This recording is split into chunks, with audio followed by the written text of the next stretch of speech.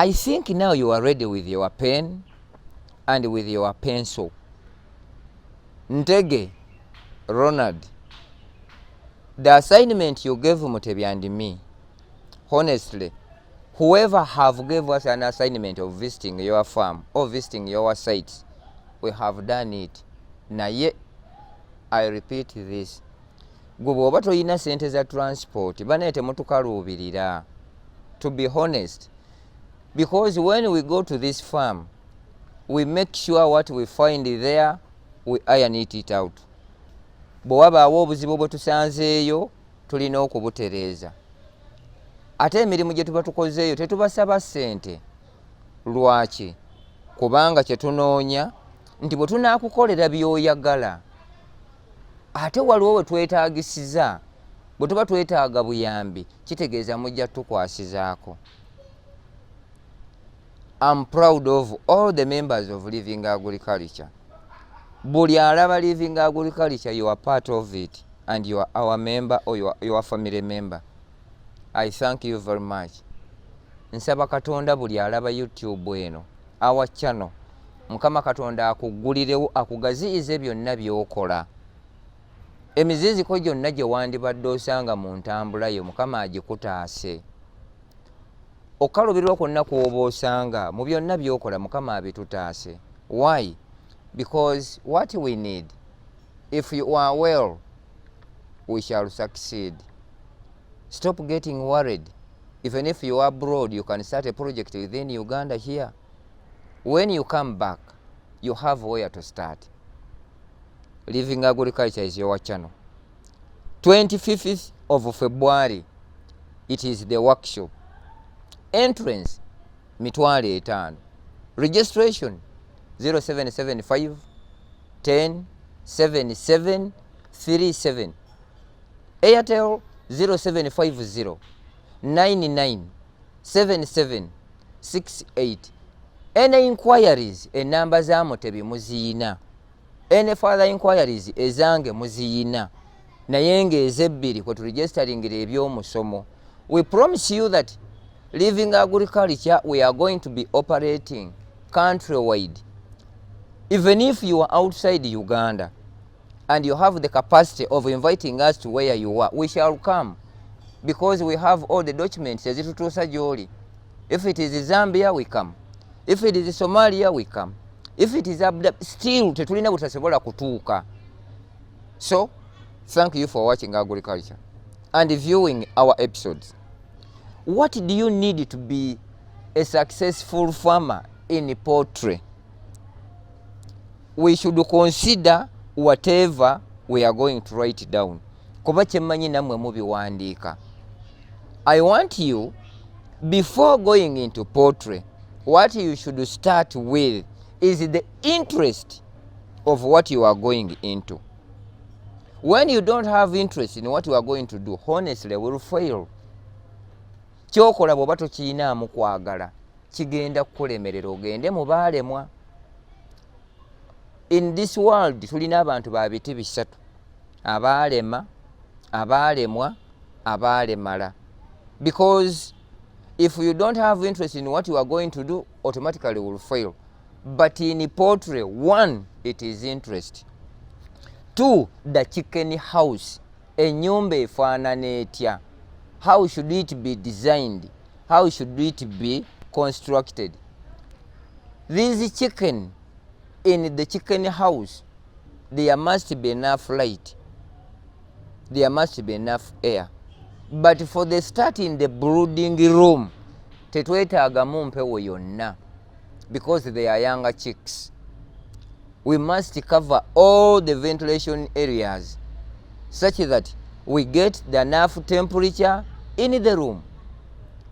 2, there must be light 24/7. During daytime, we can use the natural light. During night hours, there must be light, either electrically, either gas, or this lantern. Tukozese ettaala zonna ze tulaba ze tusobola. Gwe atalina amasannyalaze, kozesa ettaala y'omukono. If you cannot afford that, kozesa sitima. If you cannot afford that, Etaala za gaasi zikola. Only one can work in the chicken house of 500 birds. Light is a must. 3, make sure you know the source of these chicks. Ebintu ebisinga okubatabula n'okubatama is the source of chicks, where you get them. I always tell you, I'm not fighting against our other producers of chicken, but it is uncertain and unfortunate that we have some other breeders who mixes these chicks of other breeds. Kiba tekikola makulu. If someone wants layers, must be layers. If someone wants broilers, must be broilers. If someone says I want local, must be local. If someone says I want sasso, must be sasso. Because every person has his or her vision and her mission and the reason why is going into that breed. Tekikola makulu omuntu wagamba nti njagala kurira n'omuteeramu loko kuba zifaanagana. Omunagamba njagala loko no ate n'omuteeramu kurira. Every breed has its lifespan. Ziwangaala zitya, production eri etya. In layers, don't expect to have cocks. Ekyo tekiriiyo.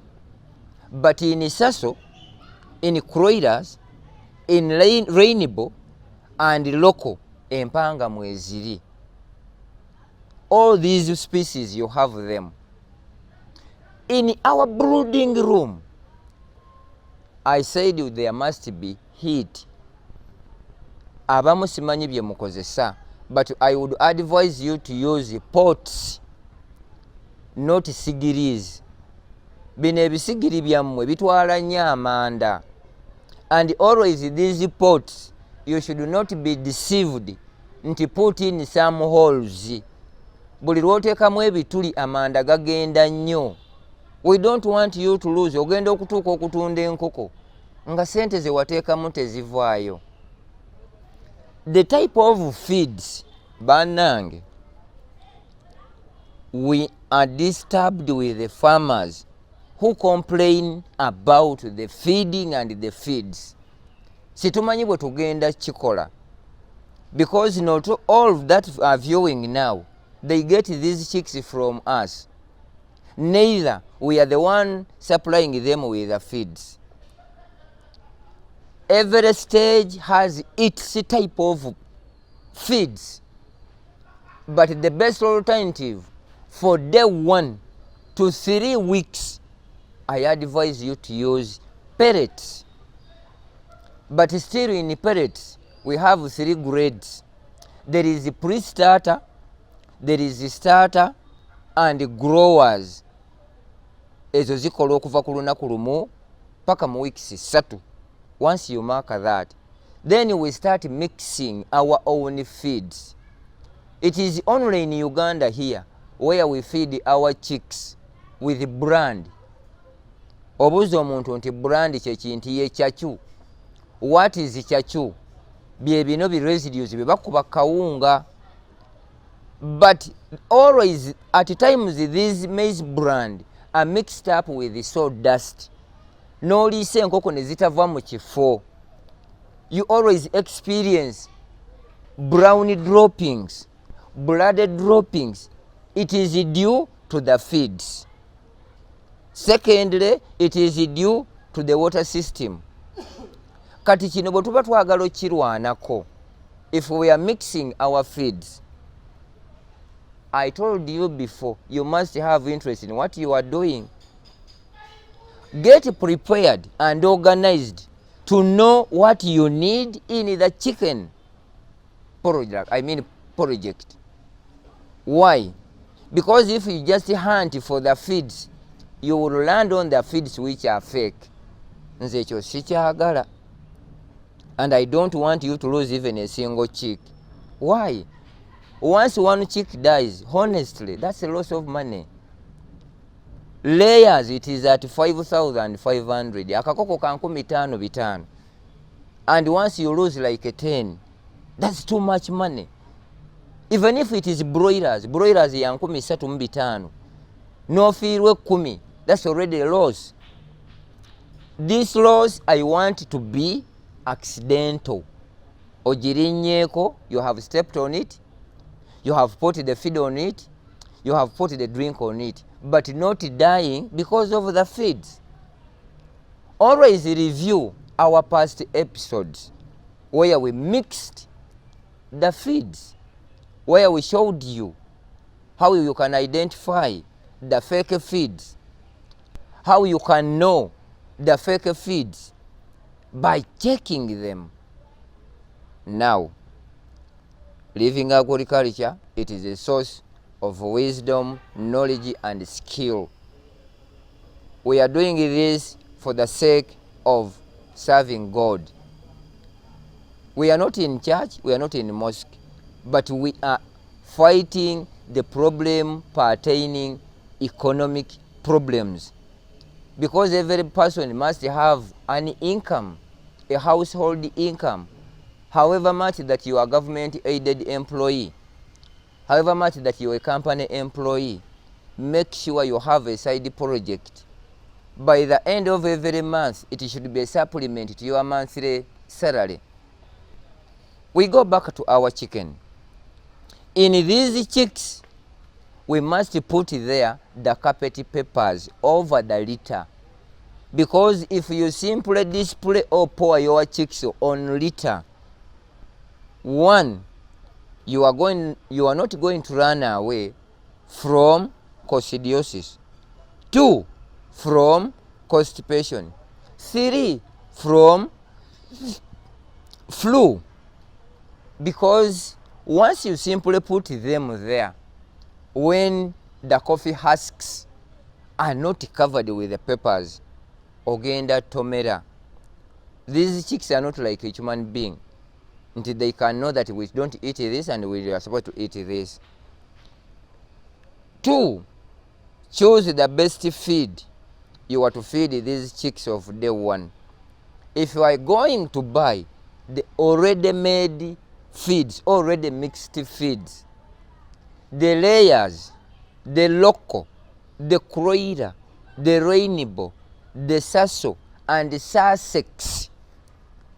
Sussex zezina enkoko empya ze nabagamba, zibeera za white nga zirina akasipi wano mu bulago. They are not too common. We are the one only having that breed in Uganda here, but we are still raising them. Tujja kuba tuzibaguzanga layers.